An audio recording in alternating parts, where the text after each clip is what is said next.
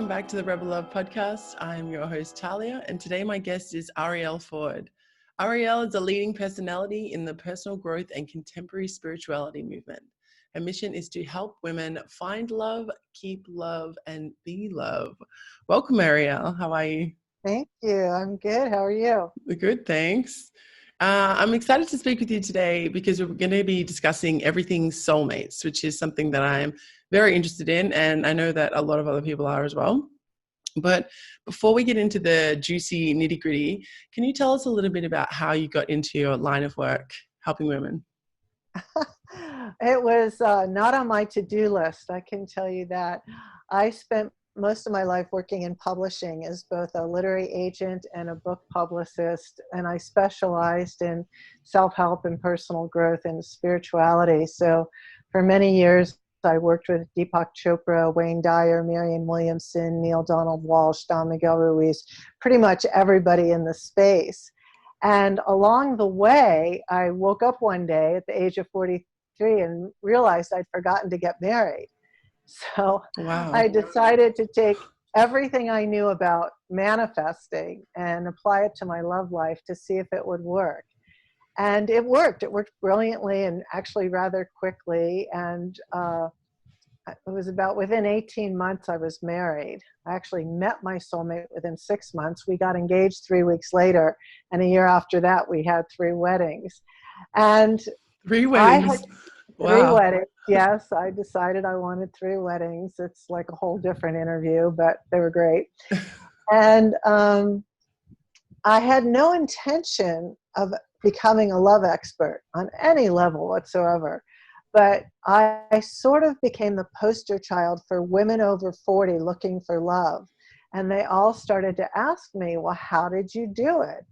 And so I started to share the information, and one thing led to another, and it became a book, and the book's called The Soulmate Secret. That became an international bestseller. And I started getting requests, to come lead workshops and be a speaker. And, before I knew it, it took over my life. And I, closed up my business and decided to commit my life to something all new, which was finding love, keeping love, and being love. So that's what I've been doing for the last, 15 years now. I've been doing this full time, and it's great. It's great to be able to share what I know, that big, big love is possible for absolutely everybody. Mm-hmm. Well, I'm so glad you said that, because I know that a lot of people who I speak to definitely want to, and at some level really need to hear that, because I think especially as you get older, the panic sort of rises in your body and in your being. And I don't know that panic necessarily is attracting the right people into your Oh, no, it's energy field. repelling them. Yeah. It's Yeah. absolutely repelling them. Well, there's a lot of myths out there. So let's do something. Let me first define what a soulmate is. Yes, please. Okay, and then I can dispel a lot of the myths that people are living with. So I believe that a soulmate is first and foremost somebody you can completely be yourself with, somebody with whom you share unconditional love, and when you look into their eyes, you have the feeling of being home. So if you accept that definition, the really great news is that we all have many soulmates. It could be our parents, our siblings, our kids, our best friends, our coworkers, our cats, our dogs, but all of us have people that fit the soulmate definition. And so one of the fastest ways to manifest a romantic soulmate is by having a daily gratitude practice where you thank the universe every single day for the abundance of love you already have in your life. Because when you have your attention on how much love you already have, your heart becomes magnetic to bringing in romantic love. Oh, I love that. I love that. And that's something really easy that we can implement like today. So Yes, today, absolutely. yeah, wow. And I mean, I'm a huge advocate of gratitude anyway. I practice that every morning, and I don't allow myself to turn my phone off airplane mode until I practice gratitude. So it's a good prompt there. So how do we know if we've met someone who is our romantic soulmate? Is this kind of like is there a Well, sign? okay, well, most people, at least women, I don't know about men, but most women live in this crazy fantasy that the moment I meet my real true soulmate, I'm going to know. And nothing could be further from the truth. 99.9% of human beings do not know on the first date or the second date, not even to the fifth date, do they even have any real attraction. So you're not going to know. Now, if you do find somebody with whom you have some chemistry and communication and connection and compatibility, and you find that you have the shared vision for the future, all of which are the elements to a long-term happy relationship, then once you've known them for a year and you've been in an exclusive relationship with them for a year, that's when you can start to decide, well, are they my soulmate? Mm-hmm. Okay, you really need to know somebody for that long. You have to make sure you've met their family and friends, and your family and friends have met them, and everybody's all on the same page that this is a good relationship for you, because you don't get to know instantly. And if you think you know instantly, what you do know is that you have some hot chemistry going. But the hot chemistry is going to burn off. It's not going to last. And it's zero indication that they have the capacity to be the kind of partner you deserve. Oh my gosh, I love that. Thank you so much. There's so much clarity. Wow. So with again, on the romantic soulmate, I mean, maybe you just answered it in that question, but so let's say we get to the year, when we get to that point and we decide that maybe, there's some elements missing. I don't think they are our soulmate. First of all, how do we step out of that? And then how do we find someone who is our romantic soulmate? So where you want to begin is by having a list that has your must-haves and your deal breakers. So let's say your must-haves, I'm going to make some up for you. You absolutely want somebody who leads a healthy lifestyle, right? You Mm-hmm. want somebody who wants to have children because you want to have a family. Mm-hmm. You live near the beach. You're a beach girl. You don't want to go live in the mountains. You want to live at the beach, right? And you aren't a workaholic. You want a good life-work balance. Those are like your must-haves, right? Mm-hmm. And your deal breakers are like no addicts, right? You don't want anybody who's high drama or high maintenance, or somebody who's agoraphobic because your passport's your prized possession. Mm-hmm. So you have to figure out, like, what are my biggest, strongest values? What do I have to have in my life? And what do I have to make sure I never have in my life?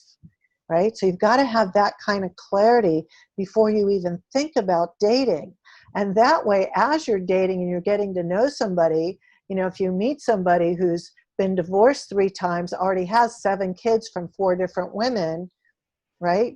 You know that they don't have the capacity, probably don't even have the money to have the kind of life you want to have, right? So you're sorting them out along the way before you're making any kind of commitment to be in a long-term monogamous relationship, because you know what your core happiness values are. Like for me, when I was doing this, the number one must-have for me was generosity. Now, I didn't need him to be generous with his wallet. I had a very successful business. I was making plenty of money. I needed a man who was generous with his love, time, affection, appreciation, somebody for whom I would be the center of the universe. That was the most important thing to me, because when I looked back to my past relationships and my big complaint about them was that I was always attracted to men who I call captains of the universe, the guys who had more ambition than me. But the problem with guys like that is they have no time for you. Mm-hmm. And that's what I really needed. I needed a reformed captain of the universe. And that's exactly what I ended up with. I had somebody who went out, had accomplished everything, and discovered it didn't make him happy, who really wanted a hardcore partnership, somebody to share his life with and to travel with. And our 22nd anniversary is next week.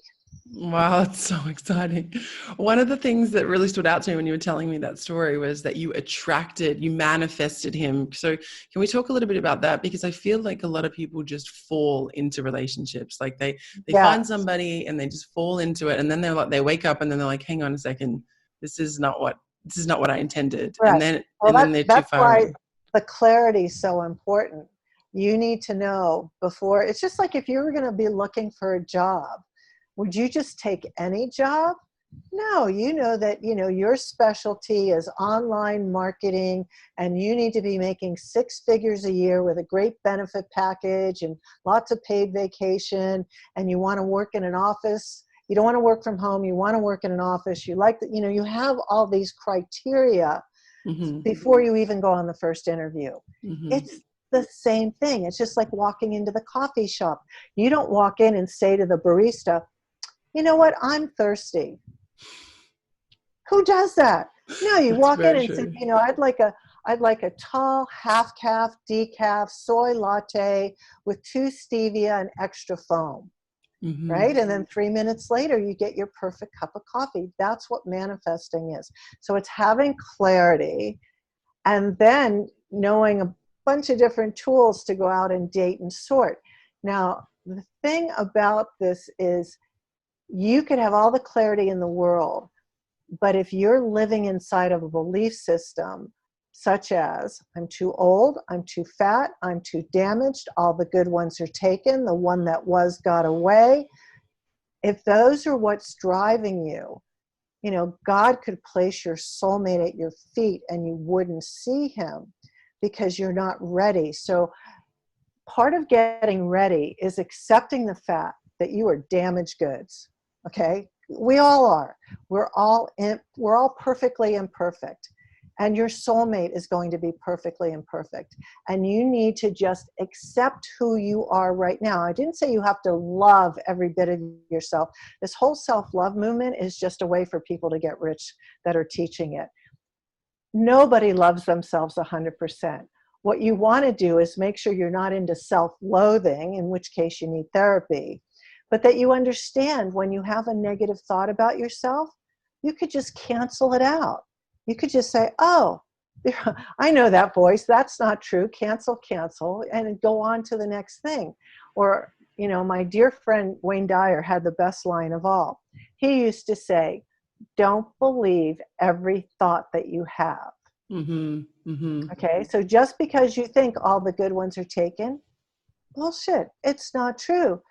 Just because you believe you had the one and he left you, that there isn't another, not true. There are 7.5 billion people alive on the planet. Half of them are single. There's no shortage of potential partners for you. Mm-hmm. This myth that we each only get one big love in a lifetime is not true. And in fact, the other thing to know is that, let's say you were married for 20 years to somebody you thought was your soulmate and you had children with them, and then they left you. It doesn't mean they weren't your soulmate. All it means is that that relationship had an expiration date on it and that there's another soulmate out there for you. So the most important thing single people need to do is to put on their big girl panties or their big boy shorts and start to realize that love is about being an emotionally mature adult. Mm-hmm. And we all have these negative thoughts. Oh, I'm not going to get the job, or I'll never have enough money to do this, or I don't deserve to have that. It's normal. People have these thoughts, but you can't let it rule your life. Mm-hmm. Wow.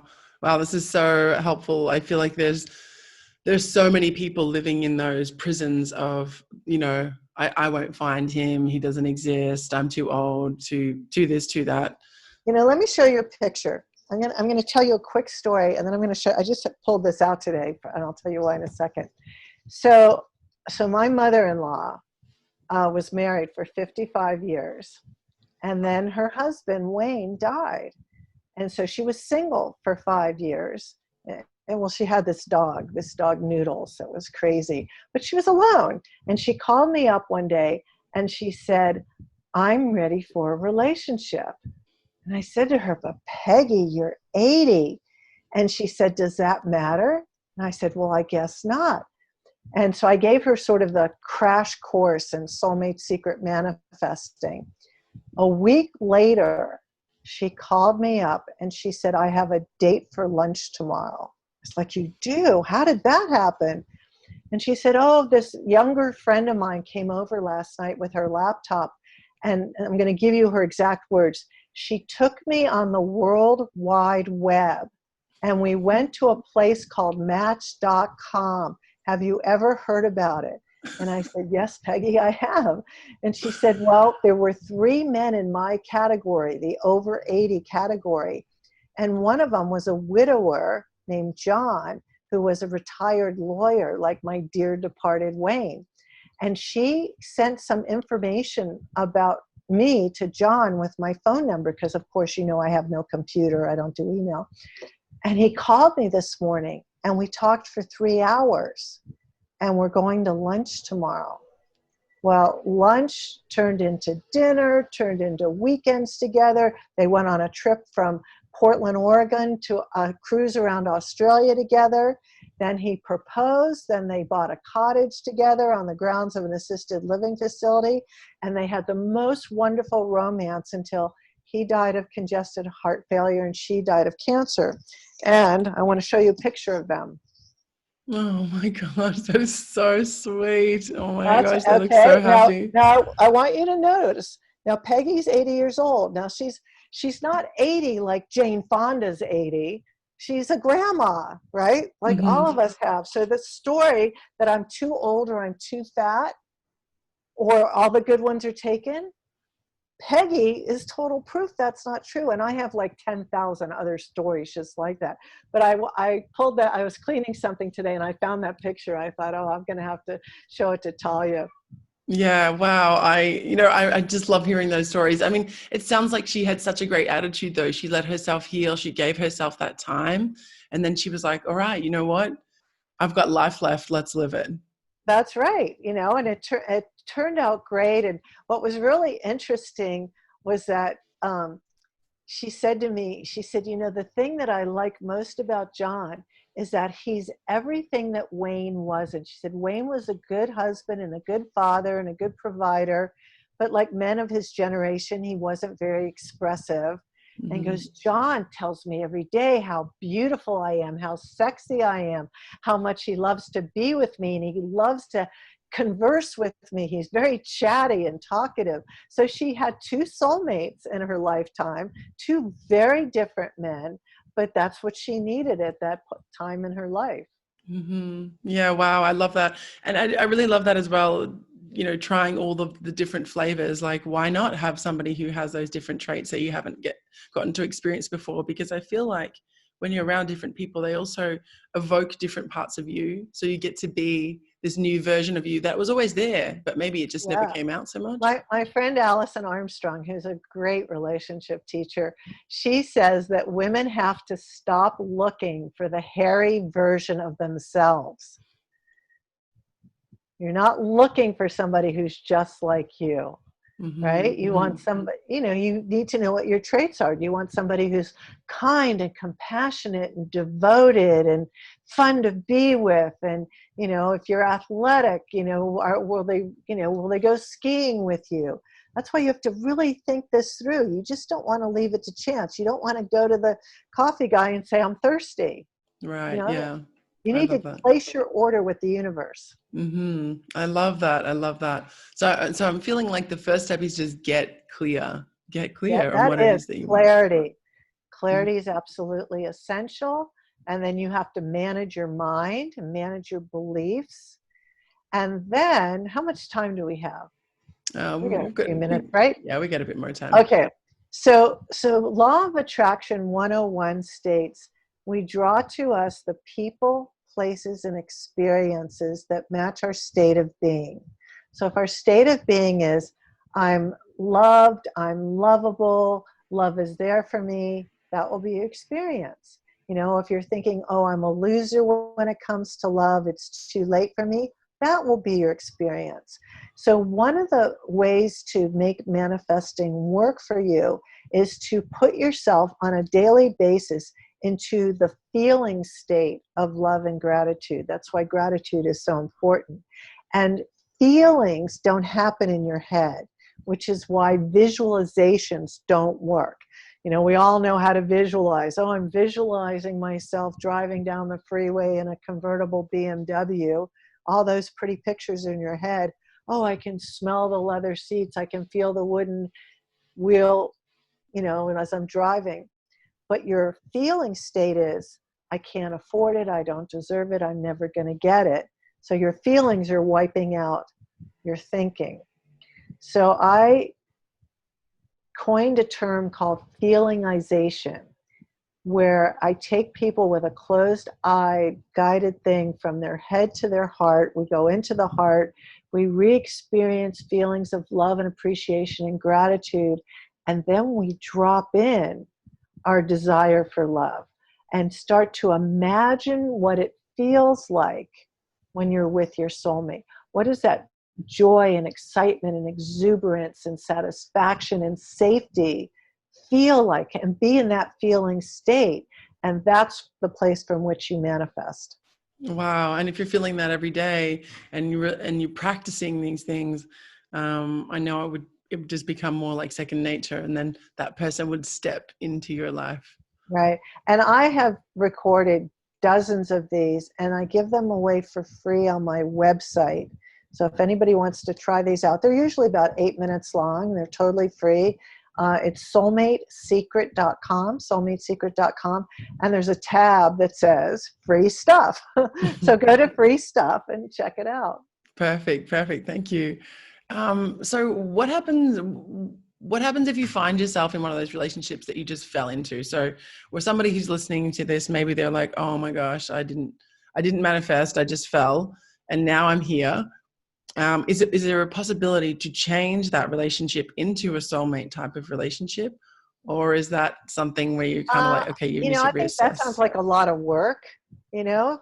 I mean, if you're someone who wants children and they don't, there's no fixing that, Yeah. right? If you're Yep. somebody who, you know, got out of rehab the week after you met them, you know, do you want to plan your life with somebody who's been in and out of rehab 13 times? Is that going to work for you? Maybe it is. You know, maybe you're a therapist and you want to save people. I don't know. But you have to understand that just because something's good enough, is that how you want to spend the rest of your life? I mean, if there's key parts of your heart that aren't being served, because you're not going to change anybody ever, right? Like my stepfather always used to say to me, if the relationship isn't perfect before the wedding, run. Because it only gets harder from there. Yeah, So if you that's good fell into advice. something and there's a part of you that's yearning for more, and you've asked for more and more's not coming, then just know, nothing's ever going to change. This is as much as you're getting. And is that how you want to live? Or are you staying because you have some story in your head that, well, there's nobody better out there, because you don't know how you're going to find them. And the most frustrating thing about working with the law of attraction is that you never get to know how, ever. God doesn't come down and make promises to you. And I think given what we've all been through in the last few months with quarantine and all that's going on in the world, it's time where we all get really comfortable with uncertainty. All right. Because right now there's no one alive on the planet that has any answers. Nobody knows what's going to happen. Nobody knows when things are going to get better or if they're going to get better. Nobody knows, not one person. So what can you do today, to say, you know what, I'm important enough to myself that I'm not going to settle for just good enough. I want extraordinary big love, and if that means you want a partner who is going to, sing you to sleep, then get a partner that sings you to sleep. I love that. Oh my gosh. Okay. So we do have a little bit more time. So after the clarity piece, the clarity is the first piece to starting this manifestation. So what comes after the clarity, like the calling in? How do we call in our soulmate? Well, that's what the feelingizations are about. So that's about, doing the gratitude process every day, taking time to get into the feeling state. What does it feel like? Like, okay, let's talk about quantum physics for a second. So in quantum physics, we know a couple of things. We know that there is no time. There's no past and there's no future. There's just this now moment. The other thing we know is that we all coexist in a field. And in this field, we're all connected to everything and everybody. Those are two parts of quantum physics that are undeniable. Now, because there's no time and because we're already in a field, you are already connected to your soulmate. At the unseen plane, your soulmate's not missing. They just haven't manifested for you in the 3D world. And one of the processes I teach is called Love Before First Sight. It's a feelingization. It's free on my site. It's called the Golden Cord Feelingization, where I take you through a process where you meet your soulmate on the unseen plane. And once you meet them, you can go and spend time with them every single day. I did this when I was manifesting my soulmate, when I was manifesting Brian. I didn't know his name. I didn't know. I was in San Diego. I didn't know he lived in Portland. But every day I spoke to him, every single day. And on the day that we met in person for the first time, it was at a business meeting, we had this connection that was so intense that everybody else at the meeting saw it as well. Wow. Now, even though we had this strong connection, you know, I also knew, not only did I not know his last name, I didn't know anything about him, you know, and I was at this point 44. I was not going to be, you know, letting myself run away with all the great feelings of being in love and chemistry, because I was looking for a lifelong partner. I needed to actually get to know, is this somebody who has a shared vision for the future that I want to have? So that's why we spent a year getting to know each other before we got married. I love that. I love that. Oh. And so you just get to explore with each other. Can you tell us a little bit about your experience? I really think that that's, you know, since everything was kind of it built was on really that. hard for me because, you know, for one thing, it was a long distance relationship. That's tough. You know, and he was really busy. He was traveling all over the country. And this was, email had just come into being on AOL with dial-up. Okay, that's how long ago this was. This is the mid-90s. This is a long time ago. You know, so everything sort of really began on the phone. Lots of long talks on the phone. And, you know, and for me, it was really important that he meet my family, because I was a package deal. It wasn't just me. If you didn't get along with my mother and my sister, it was never going to work out. He also had to be a cat lover, because I've always had cats. I love cats. If he had been allergic to cats, it would have never worked out. So I didn't just have must-haves and deal breakers. I had a list that was 48 items long. You know, I don't recommend doing that anymore. And by the way, I got 46 of the 48 things I asked for. Wow, I was going to ask that. It was overkill, you know. But there are things that I think everybody should be asking for. One is, here's the most important. You want a soulmate who is open, willing, and available for a long-term, committed, monogamous marriage or relationship if you're not looking for marriage, right? That's number one, you know, because you could meet somebody who you think is it, but if they're married to somebody else, they're never going to be it. So open, willing, and available, that wants a monogamous relationship, if that's what you want. And I'm not a big fan of some of the other stuff, polyamory and stuff like that. It doesn't work. You know, then you want somebody who's geographically desirable. You know, like I knew that part of my list was somebody who either lived in San Diego within 50 miles of me or was willing to move. Well, he was willing to move. You know, I wanted somebody who loved to walk, because I go for walks every single day. So my vision was I'd have somebody to walk with. You know, so, you know, and traveling was always very big. And he had more stamps in his passport than I did. So, you know, that's why you have to do sort of this interrogation of your own soul. Mm-hmm. And you don't need everything to be in total alignment. You're a golfer, but he's not. That's fine. He wants to play soccer. You want to do this. He wants to watch sports on the weekend. You could care less.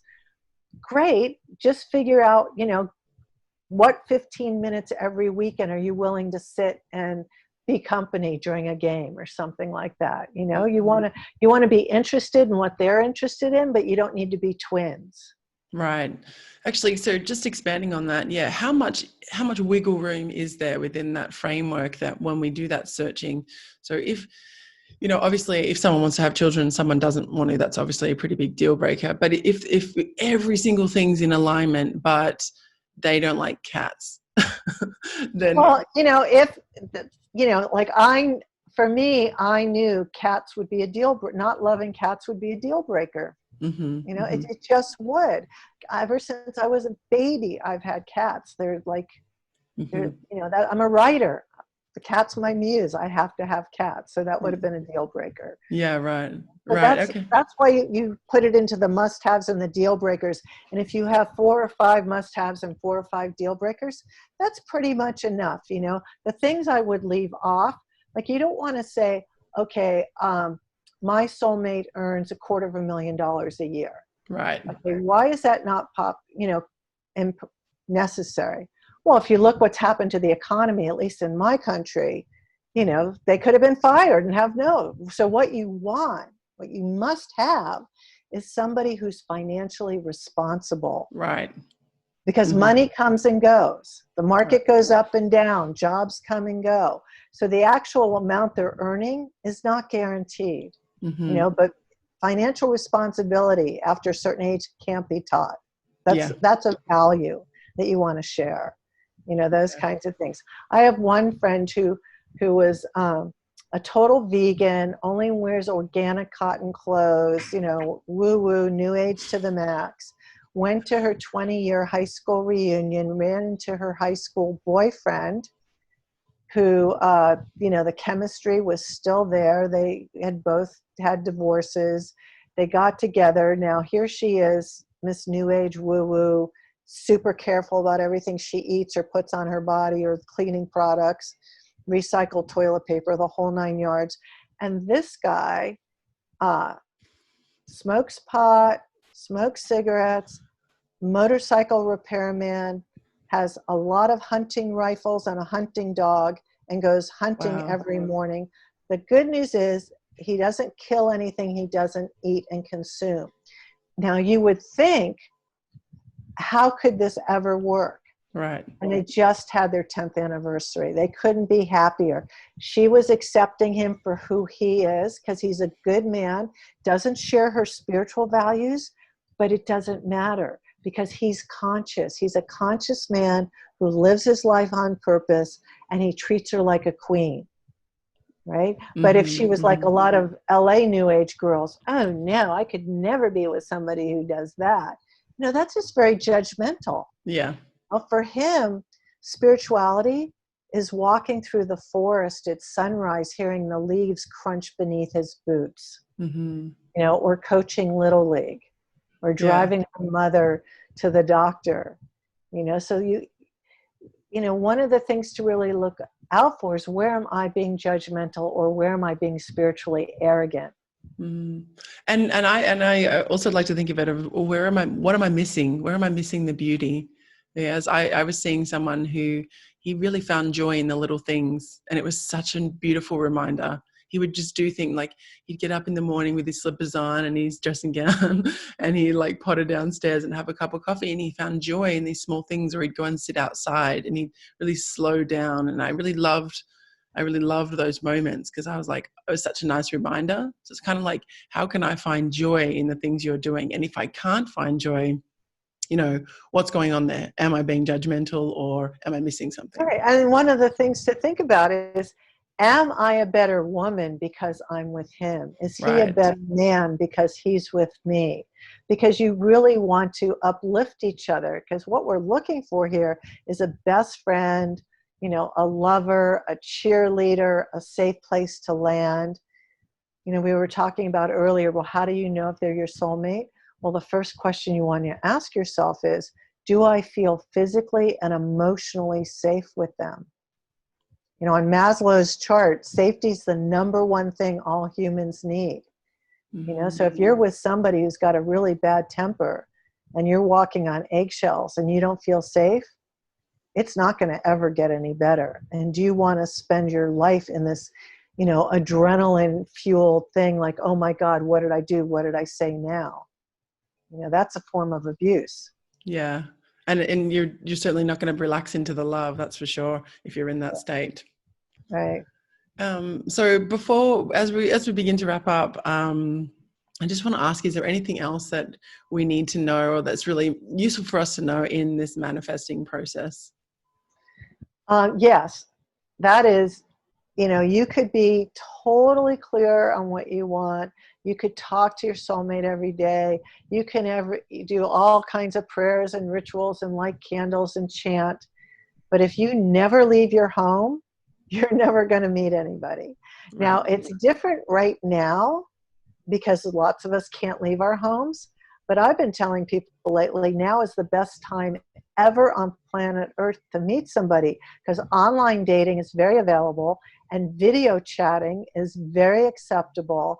And you can ask questions on a video date that you could never ask at a Starbucks. We now have permission to do stuff we couldn't do before. Like if I were going on a video date today, the very first question I would ask is, well, who have you been in quarantine with? Now I'm going to find out, oh, it's my ex-wife and my 3 kids, or it's my 2 best friends, or I'm all alone. You get to ask, suddenly you have information you wouldn't ask right away. And then you could say, well, what's been the hardest part for you? And you find out if they have any emotional intelligence. Are they willing to share? Then you could say, well, what's been the best part? And you can find out how are they spending their times. I asked this of a friend the other day. He said, oh, I've been watching all the reruns of The Sopranos, and just enjoying that. So there are things that you can do online, and it's totally safe, right? If you don't like it, you just turn off the camera, right? It's not like you're physically at risk somewhere in public. So dating right now, like if I were single, I would be on 3 different dating apps. I would be working the process and doing lots of video chats to see who I can share information with. The one thing I'll tell you about all of this is, do not waste one precious moment of your life texting with strangers. The purpose of texting until you're in a committed relationship is, I'm running 5 minutes late, or I'm looking for a place to park. Any texting is a waste of time for many reasons. The biggest being is that some people are great and expressive on texting, and they can't talk on the phone, and they can't look at you in the eye, and they have no social skills whatsoever. So you could have hours of fun texting that's very flirty, and then you discover that there's huge disappointment. So don't waste your time doing that. I love that, because that's definitely something that happens these days. People just text endlessly, and yeah. Oh, right, and you're not the only one they're doing that with, by the way. Yeah. Well, that's true. That's right. I mean, the dating apps can be quite overwhelming. So, that's really, really great advice. Thank you so much for being here today, Arielle. I so appreciate it. And if anyone would like to find out anything else about you, can you give us your website again? Just go to my website, soulmatesecret.com, soulmatesecret.com. I'm also on Twitter at Arielle Ford. I'm on Instagram at Arielle Ford 44. I'm on Facebook. It's /soulmatesecret. I mean, I'm really, really easy to find online. Beautiful, beautiful. And I'll put all the show notes at rebellove.com/Arielle. And thank you again for being here. This has been amazing. I'm sure we could talk for hours. So thank you so much. You're welcome. Thanks for listening to the Rebel Love Podcast, the podcast about love, sex, relationships, and money. If you like this episode, please support us by subscribing and leaving a review on your favorite podcast platform. And find all the details of this episode and more at rebellove.com/podcast.